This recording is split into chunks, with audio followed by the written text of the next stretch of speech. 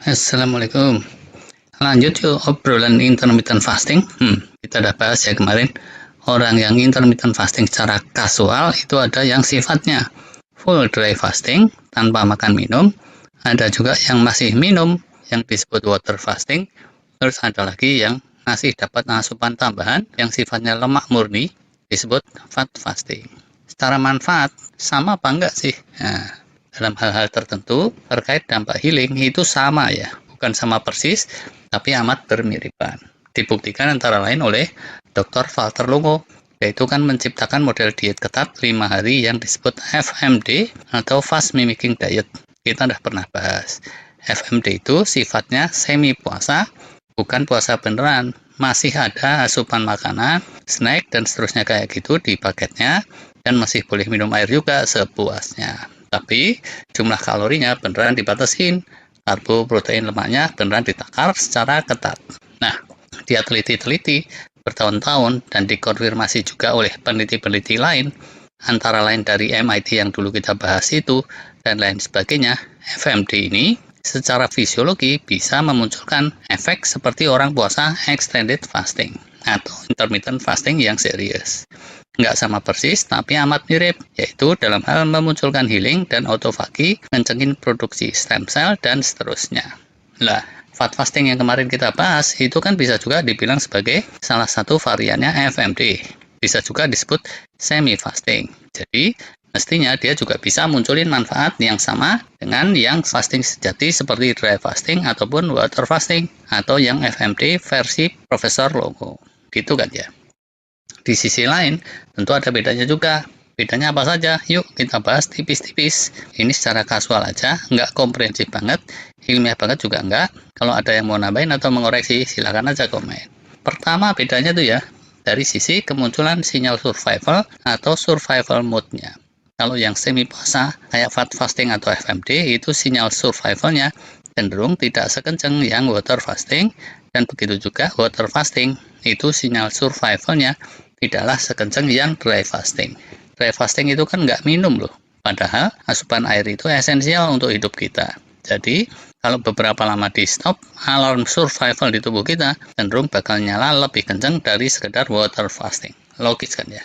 Terus juga ya, sama-sama dry fasting, di siang hari itu lebih kencang sinyal survivalnya daripada kalau malam. Pas tidur malam gitu, orang kan juga nggak minum ya. Tapi ya udahlah, emang lagi tidur gimana lagi. Jadinya nggak terlalu munculin sinyal survival. Itu pertamanya. Nah, karena pertimbangan itu, para influencer yang rajin banget meraktekin fasting kayak Dr. Mindy Pels, itu makin kesini makin sering tuh sharing soal kemanfaatan dry fasting. Tapi ada juga yang cenderung anti kepada dry fasting kayak Dr. Jason Fung dan beberapa pakar yang khawatir dry fasting ini bikin dehidrasi. Kalau kelamaan bener sih dry fasting itu beneran ya, bisa bikin dehidrasi. Karena itu, yang mau meraktekin dry fasting, muslim ataupun bukan muslim, itu nggak boleh asal-asalan. Banyak dari spesialis diet yang bilang rentang terpanjang untuk dry fasting itu 20 jam. Ada lagi yang bilang bisalah kalau sampai 24 jam. Tapi ya udahlah, rentangnya di sekitaran itu saja. Sedangkan yang puasa muslim tipikal itu dry fastingnya cuma belasan jam saja, tergantung puasanya di mana. Dan yang model puasa muslim ini secara empiris sudah terbukti relatif aman, dipraktekin miliaran orang, termasuk yang gaek, anak-anak kecil, selama 15 abad di padang pasir, daerah tropis, daerah dingin, di mana-mana. Perbedaan lain lagi antara water fasting dan fat fasting dan dry fasting itu kalau yang water fasting apalagi yang semi fasting model fat fasting atau FMD tadi itu bisa aja bocor, ada peluang untuk bocor. Bocor ini artinya tubuh terus sempat memunculkan insulin spike atau mTOR. Jadinya gagal deh tuh fastingnya, healingnya terhenti. Semoga dapat ngerti nih apa yang saya maksud. Kalau yang fat fasting kita nggak usah omongin lah ya, apalagi yang FMD. Karena itu tuh emang nggak beneran puasa tapi sekedar semi puasa diet ketat. Yang water fasting aja. Iya sih, dalam keadaan serba sempurna, infus water atau air tawar atau teh tawar atau kopi tawar itu zero kalori. Tapi apakah absolute zero? Nah, yang amat mendekati absolute zero mestinya itu yang dry fasting. Sedangkan kalau yang masih minum itu nasib-nasiban. Tiap-tiap orang itu kan sensitivitasnya beda. Kalau yang hyper responder yang tertentu itu biarpun di dalam infus water atau kopi tawarnya kandungannya cuma 0,0 sekian, bisa aja loh tetap dikenali oleh sel tubuhnya, terus si tubuh memunculkan insulin atau mTOR. Puasanya jadi bocor.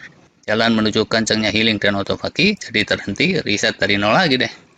Atau bisa juga yang bikin bocor itu bukan bakat genetiknya si orang itu, tapi konstelasi mikrobiota di perutnya atau gut microbiome. Kayak pelajaran SMP ini, di air bening itu bisa aja kan ada plankton-plankton yang kecil banget gitu.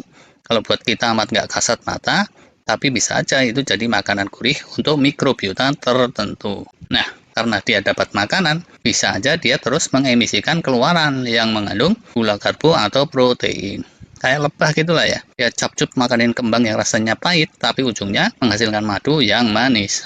Kayak gitu. Nah, keluaran dari mikrobiota ini bisa juga jadi biang keroknya yang bikin bocor. Terus yang beda lagi tuh ya, secara aturan syariahnya kalau buat yang muslim. Kalau siang harinya nyerutup air bening atau teh tawar atau minyak zaitun, ya kehitungnya jadi puasa beduk dong ya, alias puasa palsu bukan puasa. Demikian juga kalau udah beduk maghrib masih juga mingkem, menghindari makan dan minum itu juga nggak afdol karena mestinya buka puasa itu disegerakan. Jadi seenggaknya itu mesti seperti Rasulullah gitu deh ya. Begitu beduk maghrib, terus saja minum air seteguk atau 2 teguk. Beralih dari semula dry fasting di siang hari jadi water fasting. Atau ya udah makan beneran juga bisa kalau memang udah sesuai target. Kayak gitulah ya kira-kira. Beda-bedanya yang lain, secara efeknya ke metabolisme dan lain sebagainya, itu tentu ada lagi. Tapi bisa dibilang itu tuh kembangan lebih lanjut dari perbedaan alarm survival yang tadi itu. Kelimpahan air sama yang dry beneran tanpa air, ada lemak sama yang enggak ada asupan lemak, tentu itu kepada healingnya enggak mungkin sama persis juga.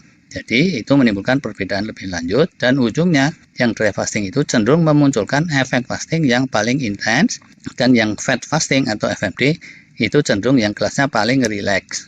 Yang water fasting tengah-tengah. Kayak gitulah gampang-gampangannya.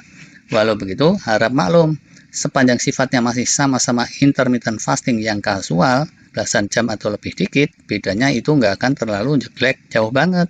Karena tubuh kita itu punya kapabilitas untuk menetralisir berbagai keadaan supaya secara fisiologisnya itu tidak terlalu gonjang-ganjing menyimpang jauh dari optimalnya dia. Gitu deh. Terima kasih.